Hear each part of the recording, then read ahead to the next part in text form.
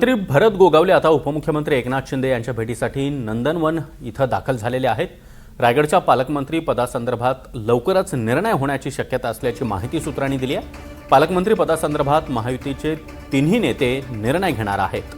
दरम्यान भरत गोगावले यांनी काही दिवसांपूर्वीच आता 15 ऑगस्टला आपणच झेंडावंदन करणार असं म्हटलेलं होतं आणि पालकमंत्री पदाचा तिढा सुटलाय असा दावा देखील त्यांनी केलेला होता आणि याच संदर्भात आता ही भेट महत्त्वाची मानली जाते। विशाल पाटील आपल्यासोबत जोडले गेलेले आहेत। विशाल, भरत गोगावले एकनाथ शिंदेंच्या भेटीला खरंच 15 ऑगस्टला भरत गोगावले झेंडावंदन करतील?